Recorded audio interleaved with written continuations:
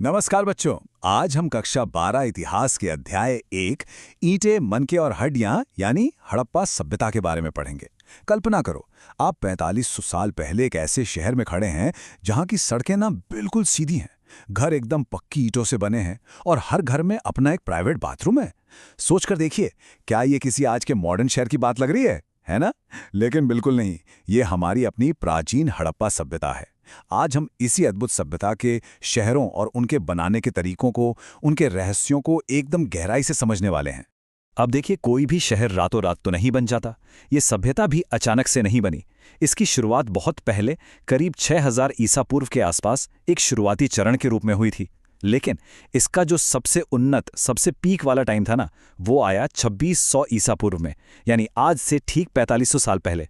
बस इसी समय इनकी शहरी जिंदगी बिल्कुल अपने चरम पर थी और आज हम इसी पीक वाले फेस पर फोकस करेंगे।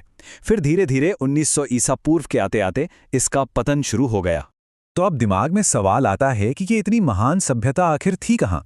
अगर हम इसके फैलाव को देखें तो ये बहुत ही विशाल थी। ये आज के पाकिस्तान के सिंध, पंजाब और बलूचिस्तान से लेकर हमारे भारत के गुजरात, राजस्थान, हरियाणा, पंजाब और महाराष्ट्र तक फैली हुई थी। और चूंकि ये पूरी की पूरी सभ्यता मुख्य रूप से सिंधु नदी के आसपास फली फूली, इसीलिए इसे सिंधु घाटी सभ्यता भी कहा जाता है। अब सोचिए, हजारों सालों तक दुनिया को इसके बारे में कुछ भी नहीं पता था। ये जमीन के नीचे दबी रही। फिर आता है 1920s का दशक। उस समय ब्रिटिश आर्कियोलॉजिस्ट खुदाई कर रहे थे और अचानक उन्हें कुछ ऐसा मिला जिसने इतिहास ही बदल दिया। सबसे पहले जो जगह मिली उसका नाम था हड़प्पा। बस इसी के नाम पर इस पूरी सभ्यता का नाम पड़ गया हड़प्पा सभ्यता।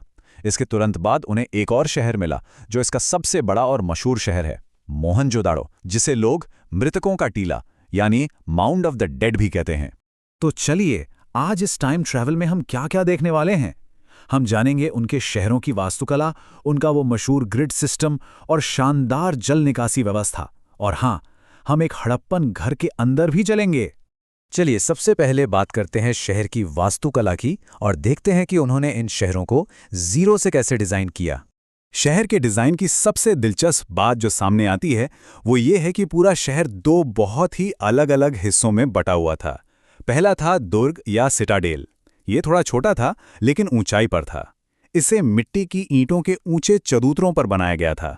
माना जाता है कि ये वीआईपी या संभ्रांत लोगों के लिए था। और दूसरा हिस्सा था निचला शहर, जो काफी बड़ा था लेकिन नीचे की तरफ बसा था। यहाँ आम लोग रहते थे। और कमाल की बात यह है कि सुरक्षा के लिए इन दोनों ही हिस्सों को मजबूत दीवारों से घेरा गया था। सेफ्टी का पूरा ध्यान। और इनकी इंजीनियरिंग का एक बेहतरीन उदाहरण देखिए, इनके ईंटों का स्टैंडर्ड। चाहे वो धूप में सुखाए गए हों या भट्टी में पकाए गए हों, पूरे के पूरे हड़प्पा क्षेत्र में हर एक ईंट का साइज बिल्कुल एक जैसा था। उनकी ऊंचाई, चौड़ाई और लंबाई का जो अनुपात था ना, वो हमेशा 1:4 ही रहता था। मतलब बिना किसी मॉडर्न मशीन के इतनी परफेक्शन, ये सच में हैरान करने वाला है कि उनका निर्माण कितना सुनियोजित था। अब जरा सड़कों की तरफ चलते हैं और देखते हैं उनका ग्रिड और ड्रेनेज सिस्टम कैसा था। इमेजिन कीजिए, हम एक सड़क पर चल रहे हैं और वो सड़क एकदम सीधी है। जी हाँ, इनके ग्रिड पैटर्न सिस्टम में सड़कें और गलियां एक दूसरे को बिल्कुल 90 डिग्री यानी समकोण पर काटती थीं। इससे पूरा का पूरा शहर एकदम साफ सुथरे आयताकार ब्लॉक्स में बट जाता था। आज के शहरों की तरह कहीं भी बेतरतीब घर नहीं थे। हर गली पूरी प्लानिंग के साथ बनाई गई थी। और साफ सफाई को लेकर तो वो लोग जैसे ऑब्सेस्ड थे। आपको पता है, घर बनाने से पहले वो लोग नालियां बनाते थे। पहले सड़क की नालियां बिछाई जाती थी और फिर उनके किनारे किनारे घर बनाए जाते थे, ताकि हर घर की कम से कम एक दीवार सड़क की नाली से सटी रहे और घर का सारा गंदा पानी सीधा मुख्य नाली में चला जाए। मतलब सड़कों पर पानी भरने का तो कोई चांस ही नहीं बचता था। चलिए, अब सड़क से हटते हैं और सीधे एक हड़प्पन घर के अंदर चलकर देखते हैं कि वहां का नज़ारा कैसा था। घर के अंदर कदम रखते ही जो बात सबसे ज्यादा स्ट्राइक करती है वो है उनकी प्राइवेसी। निजता को वो बहुत अहमियत देते थे। उनका मुख्य दरवाज़ा इस तरह तिरछा बनाया जाता था कि कोई भी सड़क से चलता हुआ इंसान सीधा अंदर आंगन में न देख सके। और तो और, ग्राउंड फ्लोर की बाहरी दीवारों पर कोई खिड़की ही नहीं होती थी। बीच में एक बड़ा सा खुला आंगन होता था, जहां खाना पकाने या बुनाई जैसे काम बड़े आराम से होते थे, वो भी बिना किसी बाहरी दखल के। इन घरों की सुख सुविधाएं देखकर तो आप और भी दंग रह जाएंगे। सोचिए, 4500 साल पहले इन घरों में पक्की ईंटों वाले प्राइवेट बाथरूम होते थे और उनकी नालियां सीधे शहर के मेन सीवर से जुड़ी होती थी। यही नहीं, घरों के अंदर पक्की सीढ़ियां भी मिली हैं, जिसका सीधा सा मतलब है कि वो लोग 2 मंजिला घरों में भी रहते थे या कम से कम अपनी छतों का बेहतरीन इस्तेमाल करते थे। अब जरा इस नंबर पर गौर कीजिए, 700। ये कोई मामूली नंबर नहीं है। पुरातत्वविदों को अकेले मोहनजोदड़ो शहर के अंदर ही करीब 700 पानी के कुएं मिले हैं।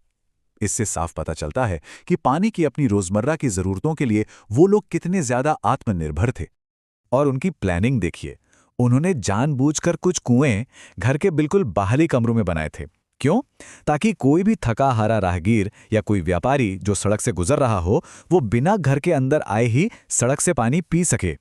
दूसरों की सुविधा का इतना ख्याल, ये उनकी बेहतरीन सोच का बहुत बड़ा सबूत है। तो आज हमने ये तो देख लिया कि हड़प्पा के शहर अपनी वास्तुकला, जल निकासी और इंजीनियरिंग के मामले में कितने ज्यादा एडवांस्ड और सुनियोजित थे, वो भी आज से 4500 साल पहले। लेकिन अब मन में एक सवाल आता है कि इतने शानदार घरों और शहरों में रहने वाले लोग आखिर थे कैसे? उनके शौक क्या थे? वो व्यापार कैसे करते थे?